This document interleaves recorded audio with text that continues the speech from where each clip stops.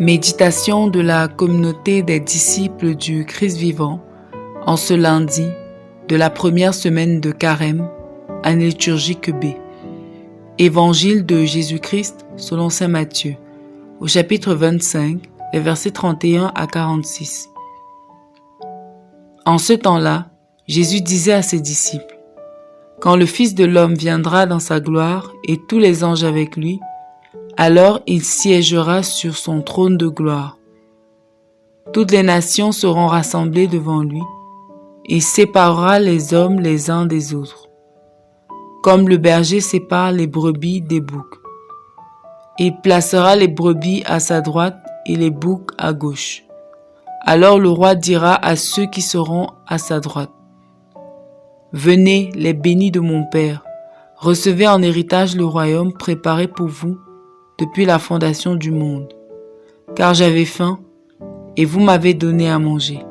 J'avais soif, et vous m'avez donné à boire. J'étais un étranger, et vous m'avez accueilli. J'étais nu, et vous m'avez habillé. J'étais malade, et vous m'avez visité. J'étais en prison, et vous êtes venus jusqu'à moi. » Alors les justes lui répondront: « Seigneur, quand est-ce que nous t'avons vu? Tu avais donc faim, et nous t'avons nourri. Tu avais soif, et nous t'avons donné à boire. Tu étais un étranger, et nous t'avons accueilli. Tu étais nu, et nous t'avons habillé. Tu étais malade ou en prison. Quand sommes-nous venus jusqu'à toi? » Et le roi leur répondra: « Amen, je vous le dis. Chaque fois que vous l'avez fait à l'un de ces plus petits de mes frères, c'est à moi que vous l'avez fait. » Alors il dira à ceux qui seront à sa gauche: « Allez-vous-en loin de moi, vous les maudits, dans le feu éternel préparé pour le diable et ses anges. Car j'avais faim, et vous ne m'avez pas donné à manger. J'avais soif, et vous ne m'avez pas donné à boire. J'étais un étranger, et vous ne m'avez pas accueilli. J'étais nu, et vous ne m'avez pas habillé. J'étais malade et en prison, et vous ne m'avez pas visité. » Alors ils répondront eux aussi: « Seigneur, quand avons-nous vu avoir faim, avoir soif, être nus, étrangers, malades ou en prison, sans nous mettre à ton service? » Il leur répondra: « Amen, je vous le dis. Chaque fois que vous ne l'avez pas fait à l'un de ces plus petits, c'est à moi que vous ne l'avez pas fait. » Et ils s'en iront, ceux-ci au châtiment éternel et les justes à la vie éternelle. Acclamons la parole de Dieu. Méditation. Bien-aimé dans le Seigneur, Dieu soit loué en tout temps. Dieu s'identifie plus aux pauvres, aux faibles, aux personnes vulnérables de notre société. Le texte de l'Évangile que nous avons écouté nous interpelle sur notre rapport à ces personnes fragiles qui ont besoin de s'appuyer sur nous pour exister. La culture de notre temps, celle du capitalisme, de la puissance et de la domination, est une culture qui a horreur de la faiblesse, de la vulnérabilité, de la fragilité. Il semble que nous devenons moins comme lorsque nous avons le malheur de devenir une personne vulnérable, malade, misérable, prisonnier, etc. Cette culture de la productivité et de la performance voudrait que soient mis de côté ces catégories de personnes qui sont considérées comme des charges parce qu'incapables d'apporter de la plus-value. Il s'agit là, comme nous le fait savoir l'Évangile de ce jour, d'une culture destructrice de l'humain. On n'est pas moins comme parce que l'on est devenu fragile et vulnérable. Jésus est justement venu nous aider à changer notre attitude envers ces personnes.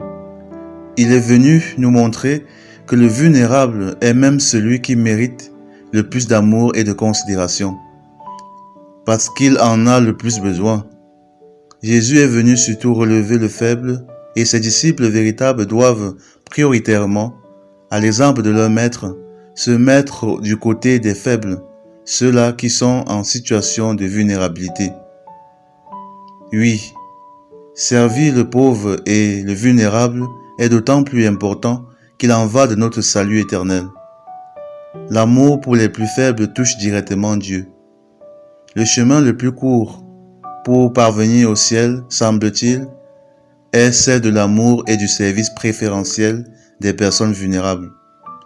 Quelquefois, manifester son amour pour ces personnes écrasées par la société consiste à militer pour que justice leur soit rendue. Il s'agit de s'organiser en groupe pour dénoncer les systèmes politiques qui poussent à la dérive ces personnes sans force, de dénoncer les personnes et structures perverses qui s'appuient davantage sur la faiblesse de ces faibles pour s'enrichir ou manifester leur puissance. Alors, quel est notre véritable rapport à cette catégorie de personnes qui a le plus besoin de notre attention? Sommes-nous de ceux qui s'appuient sur ces faibles pour manifester notre puissance? Sommes-nous de ceux qui maltraitent le vulnérable? Ou trouvons-nous des prétextes fallacieux pour ne pas leur venir en aide?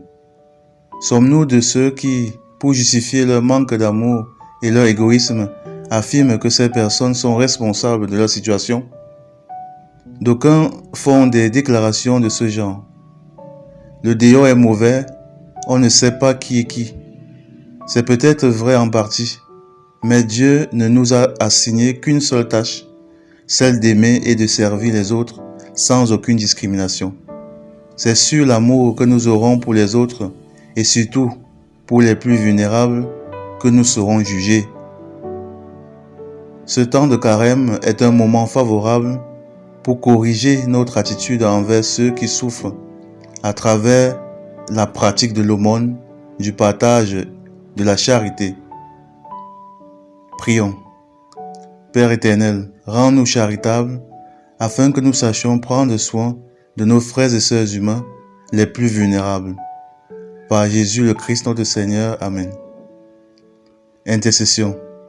Seigneur, nous te prions spécialement pour toutes les personnes vulnérables de notre société. Les malades, les prisonniers, les orphelins, les étrangers. Daigne susciter parmi nous des cœurs généreux pour les soutenir pendant leur moment de vulnérabilité. Délivre-les, Seigneur, de leur vulnérabilité, si telle est ta volonté. Vierge Marie, Mère des pauvres, intercède pour nous. Exercice spirituel. Pensons aux personnes vulnérables de notre entourage. Prions pour elles et venons concrètement en aide, selon nos moyens, à certains d'entre elles. Loué soit Jésus-Christ, à jamais.